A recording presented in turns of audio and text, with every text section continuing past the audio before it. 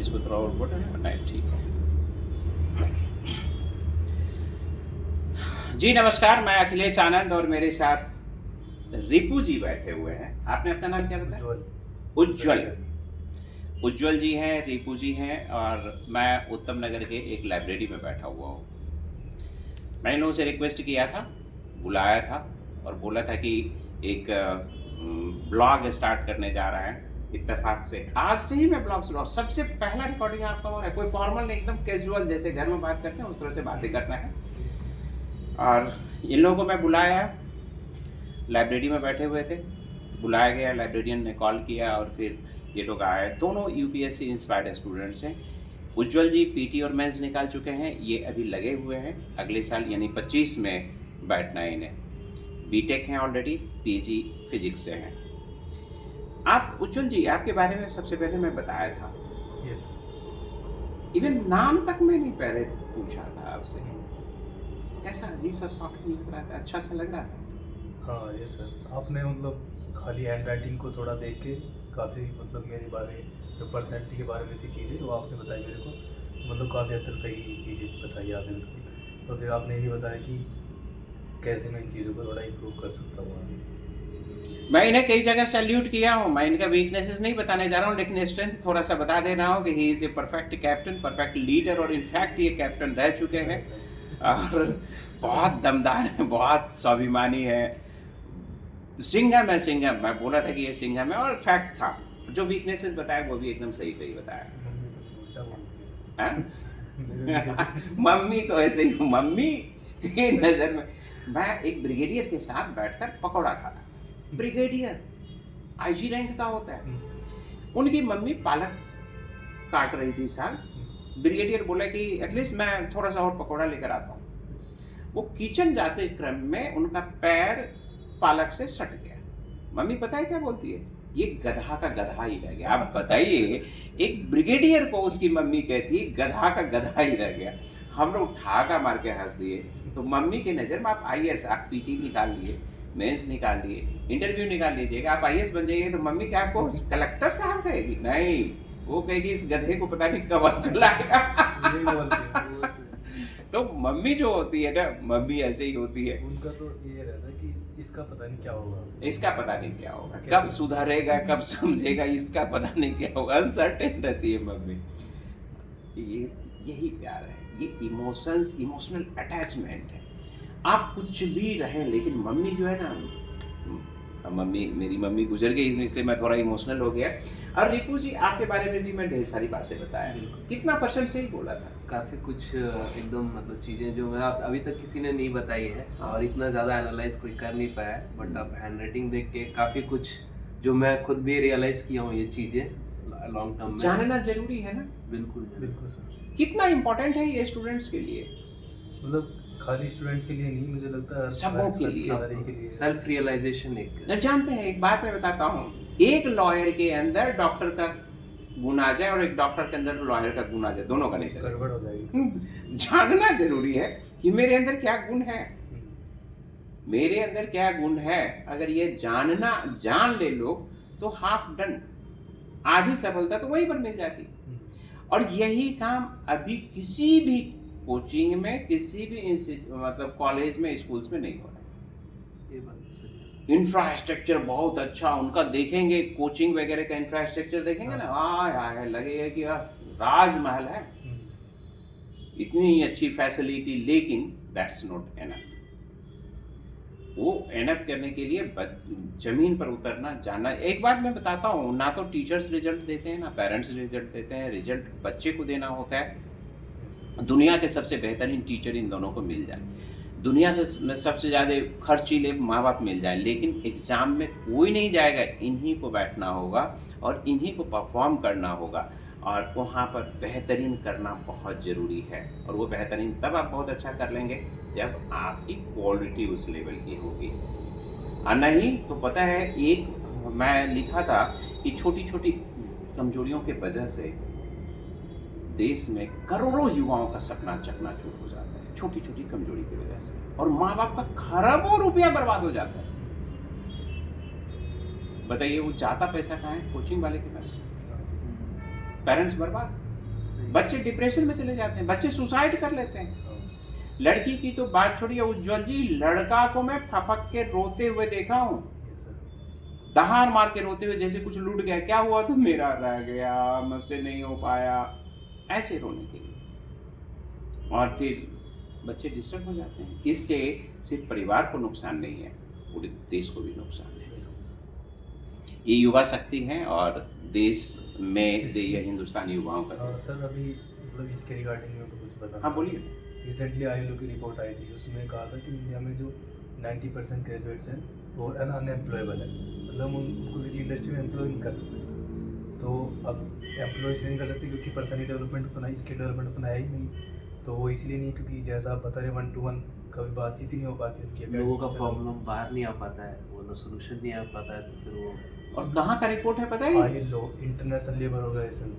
वो तो है सुप्रीम कोर्ट का ही ये पॉइंट रहा है, कोर्ट रहा है। सुप्रीम कोर्ट इस पर कमेंट किया है लॉकडाउन के बाद। 21-22 की बात मैं बता रहा हूँ। 22 में सुप्रीम कोर्ट ने कहा है बजाते कि 85% से ज़्यादा ग्रेजुएट, चाहे वो बीटेक किए हुए हैं, चाहे वो एमबीए मतलब बीबीए किए हुए हैं, जितने भी प्रोफेशनल हैं या ऐसे भी, they are not capable to get good jobs. This is only because they have got certificate, they don't have knowledge, they are not skillful। और इसके वजह से सब बिजनेस माइंडेड हो गए, जितना भी है ना सब सिर्फ बिजनेस माइंडेड। और इससे पता है देश को बहुत नुकसान हो रहा है। यस। एक युवा, आप उज्जवल जी एक बात बताइए, अब मैं अभी तक नहीं पूछा कि आप कितने भाई बहन हैं, नहीं पूछा। मान लीजिए कि आप भाई में अकेले हैं और मम्मी पापा का पूरा 100% फोकस आप पर है। आपके अंदर 2-4 मान लेते हैं 2-4 ऐसी कमजोरी है जो आपको टांग खींचकर रख देगा, इन वक्त पे धोखा दे देगा, कैरियर चौपट हो जाएगी। वो तो पूरा पीढ़ी गया, यस। पूरा पीढ़ी गया। कितना बड़ा नुकसान है ये बताइए। अगर सही वक्त पे इसको अगर ठीक, जानते हैं स्वामी विवेकानंद कहते थे कि इंट्रोस्पेक्शन यानी आत्मनिरीक्षण सबों के लिए बहुत जरूरी है, स्पेशली यंगस्टर्स के लिए, क्योंकि पूरे देश का भविष्य उन पर टिका हुआ है, पूरे परिवार का भविष्य उन पर टिका हुआ है। और आत्मनिरीक्षण यानी इंट्रोस्पेक्शन यानी know the facts what a candidate is, इनको इनके बारे में जानना जरूरी है, इनको इनके बारे में जानना जरूरी है। और जो कमजोरी है उसे अगर सही वक्त पर ठीक कर लिया जाए तो हर हाल में मतलब पॉसिबिलिटी बढ़ जाता है कंपटीशन कम्पीट करने का। और यह बहुत ज़रूरी है। इसके बारे में और क्या कमेंट करना चाहेंगे? क्योंकि आप पीटी मेंस निकाल चुके हैं, आपका लेवल उस लेवल का है, आप कुछ कमेंट कीजिए।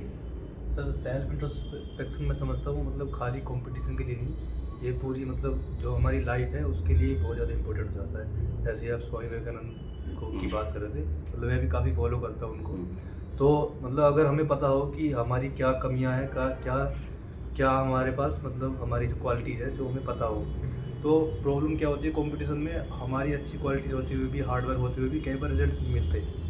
तो जब रिजल्ट्स नहीं मिलते उस टाइम पे जब हमें अपने आप को टैकल करना होता है, तब वो क्वालिटीज़ काम आती हैं। टॉलरेंस, जैसे टॉलरेंस है, अगर हमें पता हो कि मेरे में इतनी टॉलरेंस है, मैं इतनी चीज़ें सहन कर सकता हूँ, ऐसी स्ट्रेटेजाइज कर सकता हूँ, तो अगर कोई फेलियर मुझे मिलेगा तो मुझे पता होगा कि इस फेलियर को मैं झेल लूँगा।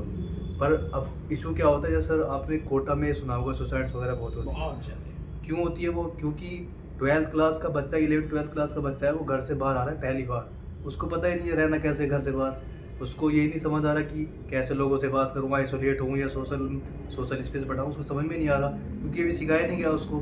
11 क्लास में वो घर से बाहर आ गया, और घर से बाहर आते ही उसने देखा इतना खतरनाक कंपटीशन, दिन रात पढ़ाई लगे हुए हैं, उसको समझ नहीं आई। फिर अब वो भी मेहनत करेगा, पूरी जी जान लगाएगा, अपना रिजल्ट आएगा नहीं। अब उसको पता ही नहीं मैं टैकल कैसे करूँ, मैं फेलर हो गया, अब मैं क्या करूँ, घर वालों ने तो मुझे पैसा लगाया, मुझे वहाँ तक भेजा और मैं फेल हो गया, अब टैकल कैसे करूँ? तो उसकी वजह से वो ज़्यादातर क्या करते हैं बच्चे, सुसाइड कर लेते हैं, क्योंकि पता ही नहीं है चीज़ों को टैकल कैसे करूँ।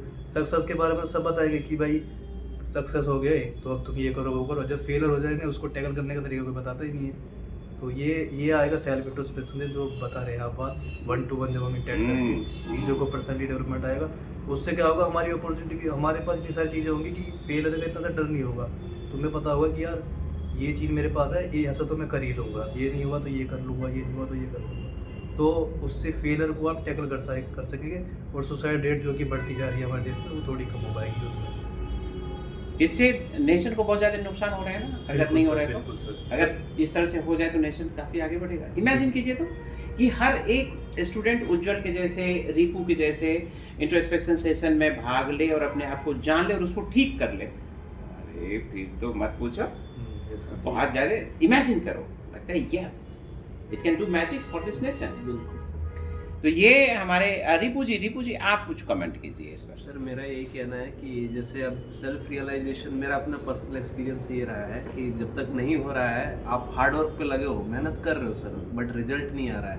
और मैंने देखी है मेरी कुछ जो क्वालिटीज है, मुझे लेट रियलाइज हुआ है, टाइम उसमें क्या है निकल गया है। खुद से रियलाइज भी होती है, ऐसी बात नहीं है, लेकिन बहुत लंबा चला जाता है और उस टाइम में पैसा, रिसोर्स, टाइम सब जा रहा है सर। और रियलाइज़ होती है और वो कमियों को जैसे हार्ड वर्क कर रहे हैं, लेकिन हमें क्या है, छोटी छोटी चीज़ें जैसे ओवर थिंकिंग, पेशेंस नहीं है, ये नहीं है, और उसको टैकल कैसे करना है, ये सब बातें पता नहीं चल रही है। लेट रियलाइज़ हो रहा है, तो इस चक्कर में टाइम चला जा रहा है, या एज चला जाएगा, या रिसोर्स जो भी है, तो इससे काफ़ी लॉस हो रहा है। ये टाइमली अगर मुझे कोई फर्स्ट ईयर में या 6 महीने में अगर ये गाइड कर दे, तो मेरा इस प्रोसेस में मैं हूँ, कैसा हूँ, मैं केपेबल हूँ, समझ के अपने हिसाब से एक्ट कर सकता हूँ सर। डू यू फील लक्की कि मैं अचानक आज आपसे मिल गया, तो क्या आपको अच्छा फील हो रहा है कि अरे नहीं। वाह, देखो जिसकी जरूरत थी वही हो गया? बिल्कुल सर, ये तो है ही है। मैं खुद से जो चीज़ें मैं सालों में रियलाइज़ कर पाया, पॉइंट्स, वो आपने मतलब 5-10 मिनट में समझ के बता दिया, तो वो तो है ही है सर। और इसको ठीक करने की रिस्पॉन्सिबिलिटी मैं ले रहा हूँ फिर। बिल्कुल सर, तब मजा आ जाएगा। हाँ बिल्कुल सर। चलिए, तो फिर हम तीनों आदमी थे, उज्जवल जी थे, रिपू और मैं, तीनों आदमी बैठकर डिस्कस कर रहे थे। मैं आपको पुनः बता दूं कि उज्जवल जी पीटी और मेंस निकाल चुके हैं, अभी दिसंबर में रिजल्ट आने वाला है। मीन्स का रिजल्ट आया। हाँ, मैं तो मेंस का रिजल्ट अभी दिसंबर में आने वाला है, उसके बाद फिर इंटरव्यू। और रिपू जी हैं, ये भी लगे हुए हैं। यूपीएससी इंस्पायर्ड स्टूडेंट्स से मैं यह ब्लॉग शुरू कर रहा हूँ, और ब्लॉग का नाम है युवा भारत। युवा भारत। अभी मैं उसको अपलोड नहीं किया हूँ, आज मैं थंबनेल बना के सबसे पहला वीडियो हम तीनों का चढ़ेगा। और युवा भारत में उज्जवल, देखिए क्या बात है, उज्जवल भविष्य के साथ में चल रहा हूँ। रिपू जी हैं ही और मैं अखिलेश आनंद हुई। धन्यवाद।